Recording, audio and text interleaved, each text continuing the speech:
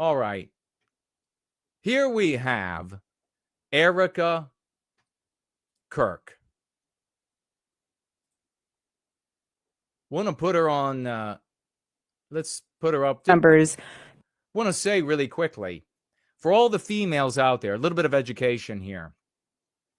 This is the first time in all of the visages, all of the appearances of Erika Kirk as of late. I never saw her before Charlie Kirk's assassin. Well, if I did, I didn't know it was her. This is the first time that she looks very attractive. So, ladies, when you paint yourselves up to look like demon clowns or whatever this is, and it's because somehow, some way, you're competing with other females in looks, stop it. Stop it. This is the amount of makeup.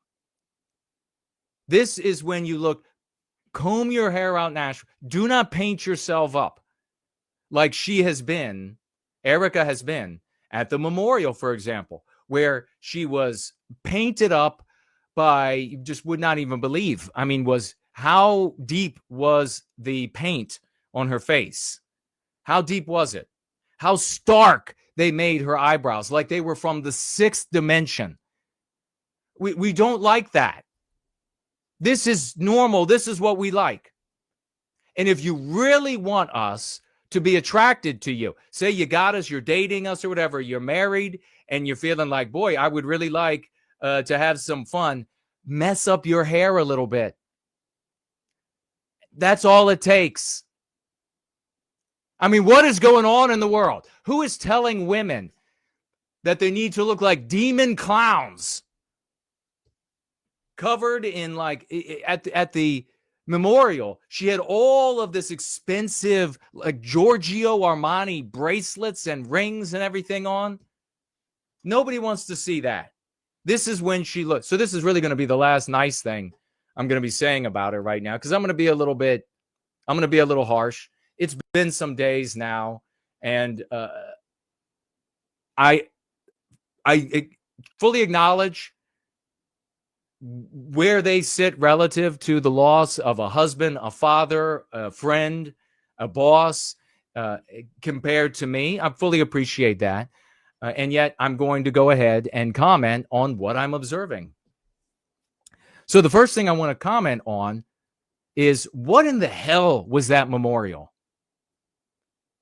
Charlie Kirk was assassinated. This was supposed to be a memorial for Charlie Kirk. It was a GOP event. It had fireworks. Where were the close friends of Charlie Kirk's? Like, people that no one ever knew because they just grew up with Charlie Kirk. Where were those people? I didn't watch the whole thing. I haven't seen anybody mention this, that they were there, that such people were there. And they were standing up and they were giving a speech about how warm Charlie was and how they had these little private moments and how they had these little experiences with Charlie. Where were those people? I saw, like, from the clips I saw, the whole presidential cabinet was there. Donald Trump was there. They had fireworks when Erika came out on stage. What? This was a spectacle. That's like the nicest thing I can say. This was gross. This was plastic. This was artificial. Erika looked artificial. What is and I'll get more to her in a second, but she walks out on stage and they've got, like, rocking music and they've got fireworks going off for her. This is not about Erika. This is a memorial for Charlie Kirk. At least that's how I understood what they were doing there. It was remarkable that in a matter of days, they could put this thing together. And I would give them a little bit of grace, because what does Turning Point do? It holds big political spectacles. What does the GOP do? They hold big political spectacles. So maybe the knee jerk, the muscle memory reflex is going to be, hey, it's going to have fireworks, and it's going to have laser, and it's going to have this plasticky, kitschy feel to it, where they're like signing up people to vote, and they had merch tables, and they were selling things at the event and outside the event. What in the hell is that? Totally distasteful. It rang true as a political event, and now to what degree was it hijacked? Maybe. I don't know. I don't know any of the inside baseball. Was it hijacked to some degree, or was this what Erika wanted? Was she right on board with it? Rather than honoring her husband that just geysered blood in front of the world, a most gruesome assassination that anybody could imagine.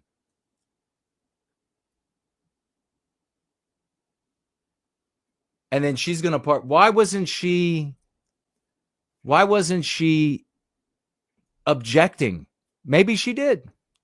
But there are other, like her attire, her jewelry, the glam seems to comport with the rest of the kitschy plastic political event, which sounds to me and looks to me like it was used, Charlie Kirk's life itself being used to win the midterms. Is that what happened? Did a bunch of these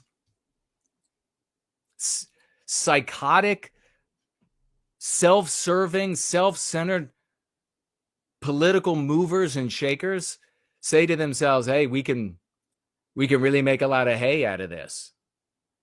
We're going to get out there and we're going to have lights and lasers and fireworks. This guy was killed at 31. He has 2 children, one that will pine for him until her dying breath.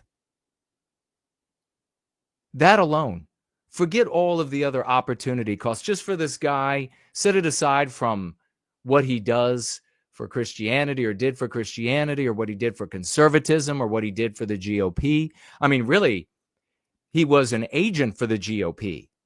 They picked him up, and it's important to talk about that. 18 years of age, this guy was being carried on the wings, by the wings of the GOP, onto Fox News and numerous shows being made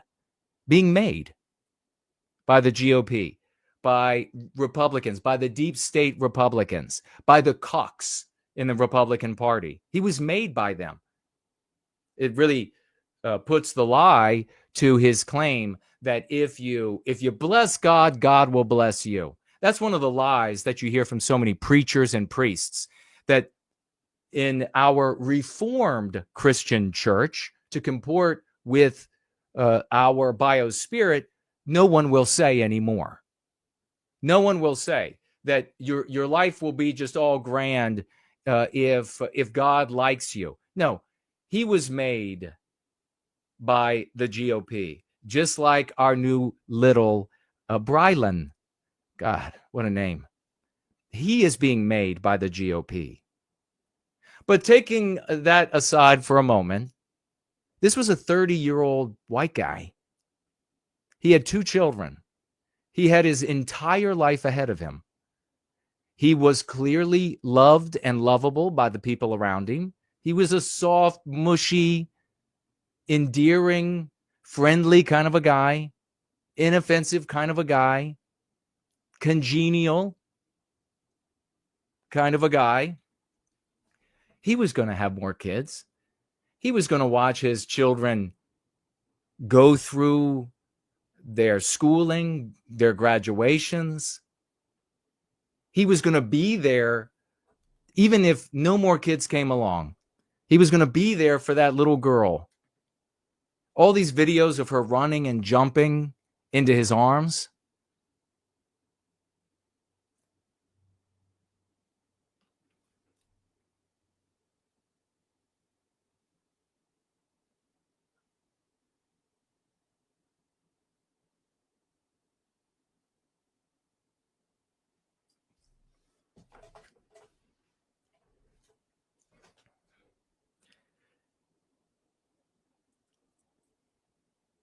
He was going to be there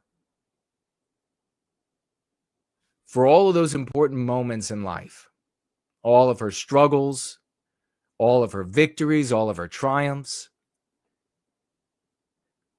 her getting married, her giving birth, and being able to share in that with her father.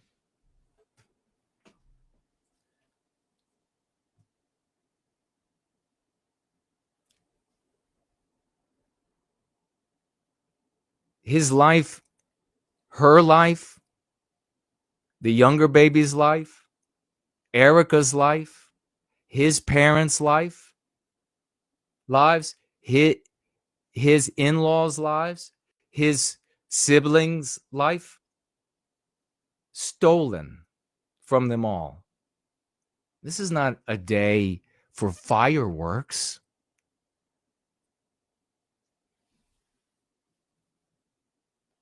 And so appreciating all that was lost there, all of the pain that's inflicted on all of these people, especially those children, especially the little girl who's going to pine for him for the rest of her life. With that in mind, I was disgusted with Erika saying that she forgave the assassin. I find that despicable. How could a mother, seeing that injury inflicted on her daughter, and we're not even including everyone else and herself, forgive this animal, this anti-white animal, for what he did to the daughter, who still has yet to suffer a life of pining for her father? That's disgusting. No creator calls on you to do that. Something's wrong. I don't know what's going on, but something's not right. Something is not right. I know that people say that people grieve in so many different ways. And technically, I agree that it's not right to criticize a way this person or that person grieves. But there's something not right about Erika's grief. You know, she was, prior to Charlie Kirk, apparently, this real girl boss. You know, this child, like 17-year-old, starting a business and able to get the business underway. That means there are handlers. That means there are people making that happen. I was an entrepreneur. I'm a great example of a real high intelligence, highly motivated entrepreneur who didn't have contacts. I am representative of the hundreds of thousands of such white guys that went nowhere because we didn't have contacts. Nobody was going to help us. I shared with you all when I was 15, I wanted to profit share at an empty business for holding dances. I came up with this idea. I called from the payphone at school to make this happen. The real estate agency. I was so naive and had no help, no contacts, nobody to boost my idea. Let me put you in touch with our micro socialized network, with a lawyer who can help you with it, or with somebody that. No, I got on the phone and I shared my idea. And the real estate agent, this woman, said, well, the owner is not going to go for that. He wants to sell. So she says, he wants to sell. I said, well, in my naivete, how much does he want? I'm 15 in high school. She said, $1.5 million. So somehow Erika has all of these contacts. She starts a business at 17. Sounds a lot like girl boss vibes, doesn't it? She goes on, she gets into beauty pageants, wins for her state, competes for Miss America while Donald Trump owned Miss America. Gets involved, starts another business. Then she meets Charlie, and she's supposed to be the Christian. What we're told is the Christian ideal of the wife and the mother who's taking care of the husband and the children and the house. This is supposed to be what she's all about. It's odd how, if that's supposed to be the norm for Christianity, I guess this is anti-white Christianity, why it's so easy then for so many Christian women to accept the girl boss role that Erika is now in. Why isn't everyone scratching their head at this? I've seen several clips of Charlie Kirk talking about what a woman is supposed to do in the relationship. And at no point did he say leading organizations, girl boss power. That's an animal of anti-whiteism. And really what we're seeing is the insight into how anti-white Christianity has become. This is totally accepted. It's one thing for her to come forward and say, well, I'm going to be the CEO. They've voted me into the CEO. And then there have been many business entities over the years. Female ultimately is in control. She steps back and then she allows others to operate. No, she's going to be like Viking warrior leader of Turning Point. She shows up just 2 days after. And this is, it really sounds like girl boss vibes coming to the surface. She shows up just 2 days after her husband and the father of these children is killed, victimizing these children for life. And she's standing beside his empty chair. How many of you have lost a loved one? You can't even look where they sat. Is it normal to go on stream with a business blazer on, a business pantsuit, girl boss vibes, and stand beside the empty chair of your slain husband and father of your children? 2 days? And say, oh, Charlie, don't worry. I'm taking charge now, and I'm going to fulfill your vision. Then Glenn Beck is reporting that she's talking about how, Charlie Kirk had all these diaries and blueprints, and now she has all these diaries and blueprints for the future. You know what that sounds to me? And claiming that Charlie meant this for her. She's meant to be this girl boss. This is really vectoring even further anti-white Christianity down a deeper and darker dead end. Girl power is anti-white. But she says all of these, what that says to me is that she's saying, I can't be questioned in any decisions I make. And what are those decisions? What does she seem to be setting up? But a run for political office. off of the death, off of the assassination of her. Is this what Christian conservatism looks like? Well, apparently so, because Brylan Hollyhand is shown right up on cue, somebody who didn't have any views whatsoever up until he's suddenly flying around in a Learjet, and he has his run to make across the country, effectively becoming the new Charlie Kirk. Oddly, they even have the same eyes and nose, which is really bizarre.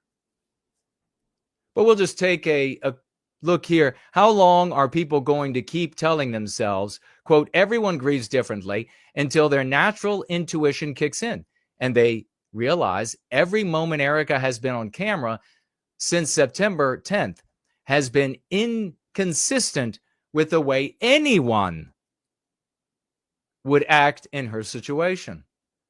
These are legitimate questions. When does she come out with a veil? When does she wear something other than a pantsuit and a blazer? When is she not going to be at a big public appearance bedizened in filthy rich jewelry?